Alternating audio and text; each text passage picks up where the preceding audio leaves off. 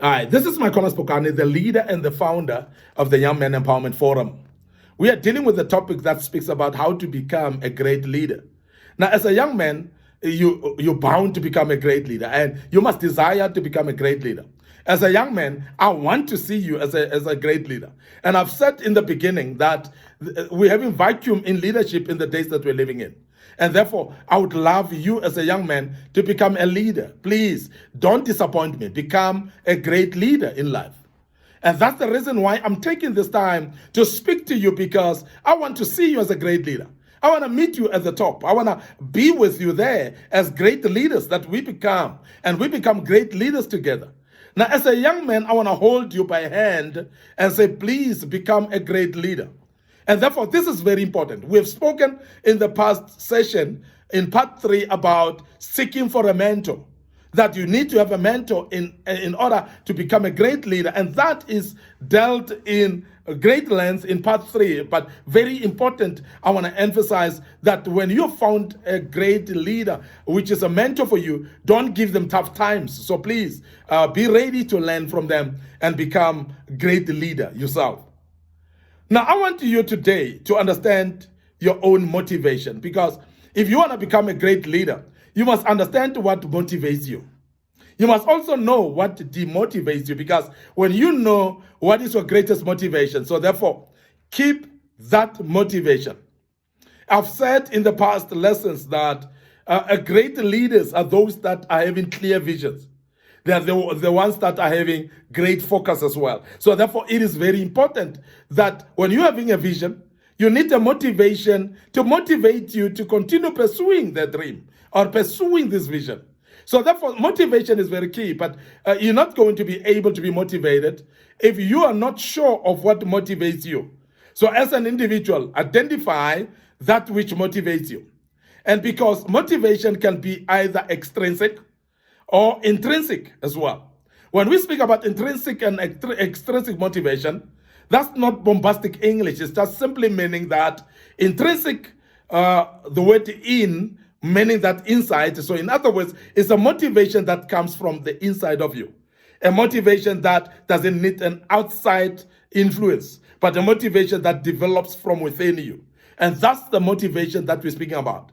But also what we call extrinsic, which is outside, outside. So in other words, when we speak about extrinsic motivation, it's those motivations that will come from the outside. It could be either from mentors, it could be either from happiness that of a certain kind, or maybe something that when you do motivates you from outside. And these are things that are outside that motivates you when you do them. And that's very key, that you identify those type of motivations. When you know your own motivations, then you will motivate yourself to continue pursuing your great dream of becoming a great leader. That's very important. So therefore, identify the motivation. Identify that which motivates you, and you will become a better person.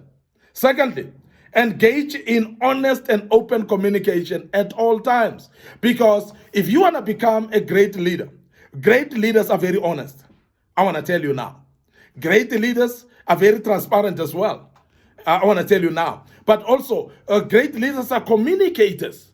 And I want you to, therefore, combine these three together, that which is going to make you good. It's honesty, it's openness, and it's also great communication.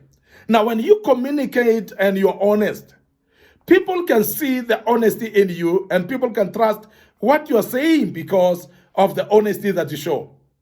And I want you to remember that is very important, that you become honest at all times. And honesty is to do things the best way you would do them, and not to have a hidden agenda in everything that you do. Now, great leaders don't have hidden agendas. Great leaders don't have untoward motives. They are forever open and transparent in their hearts. They're very honest, and they know exactly what needs to be done. So therefore, I want you to also be open, because when we speak about openness, we're speaking about accessibility. So people be able to access you with ease. Open-hearted as well, open-mindedness as well, ability to learn from others and to learn from things around you. That's openness as well. So you need to be open. But as I said, communication is very key. So you need to communicate very honestly. You need to communicate very openly as well. But make sure that you communicate with people around you. They know exactly what are your intentions. They know exactly what are your motives. They know exactly what are your plans as well. And when you allocate people even tasks as a great leader, you are communicating clearly to them. They will know exactly what you need them to do. Now, communication that is clear is actually driven by succinct way of talking, being straight to the point when you talk and not wishy-washy things and go around, beat around the bush, but to speak directly and be clear. And secondly, remember that communication is improved basically by the language as well. So the language should be appropriate to the people that you're speaking to. So in other words, great leaders are actually people that learn languages as well. They're the people that know that when I communicate this way, people are clear of what I'm saying.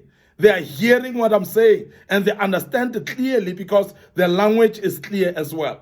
But remember that also great communicators, which are great leaders, are people that are able also to read underlying responses. In other words, even non-verbal communication from the subordinates, from the people that you're communicating with. You're able to read those non-verbal communication and that non-verbal responses. When you are able to read that, you'll realize that you'll be able to become a good leader because you'll be able to fulfill the needs of the people based on what you've read from non-verbal communication. Just their responses non-verbally. You'll be able to pick up what they need and how to deal with those type of people as well. That's very, very key. As a young man, as a great leader that you want to be, please make sure that you engage in honest and open communication. You need to keep a positive attitude at all times. Because people that don't keep positive attitude, they are negative about everything. They are negative about everybody. They are negative about environments. They are negative about their situations. This type of people become very negative in mindset. And when you are actually negative in your mindset, you have an attitude that is negative and nothing will happen in your life. Now, people that are great leaders, they've got positive attitude at all times. And people of positive attitude, it actually garners some energy in them because positive attitude, it actually creates a positive environment. It actually instills a positive injection of life in you. You become somebody who's energetic. You become somebody who wakes up seamlessly in the morning and face the world seamlessly without any problem. We're talking about somebody who is having a positive attitude, get motivated. Now, when we spoke earlier about what we call intrinsic motivation is a child born from positive attitude. So when you've got a positive attitude, you are able to have a motivation of your own from within yourself, and you are able to rise up from within yourself and encourage yourself because of the positive attitude that you have. Now, I want to urge you as a young man, have a positive attitude about yourself. Number one, have a positive self-image. People might have told you you've got big head. People might have told you you've got big ears or big eyes and whatever. People have told you that you are ugly of some sort. But remember, life is not about the features of the body. Life is about the mindset that you have and the dreams that you have in life, and how dear and desperate are you to pursue those dreams and make sure that you drive them. And that is why the ugliest of persons in the world, based on human beings, they are still successful in life because success doesn't look at the face. Success doesn't look at your physical features. It looks at the mindset that you have. And that is why the positive attitude is very key, because if you build up a positive attitude, you're going to continue encouraging yourself, even though many people may be saying many different words against you, may be running you down and criticizing your self-image, criticizing the knowledge that you have, criticizing the person that you are, and undermining you at all times. But you're going to need to rise up with a positive attitude and see positives in everything that people do. How strange is it that when people intend something to be negative and you take it positive and you make it work for yourself? Because the main person is you, is not the people. So you cannot blame other people for not being a great leader because you've been negative about things, but be positive, and that will create an attitude actually of success in your life, because positive attitude gives birth to success in your life. I want to end up here today. Your host, Makona Spokane. Thank you very much for listening to us today once more. I will take it up on part 5 tomorrow of this great topic, how to become a great leader. So please join us tomorrow as we deal with part 5. May the good Lord bless you, and cheers for now.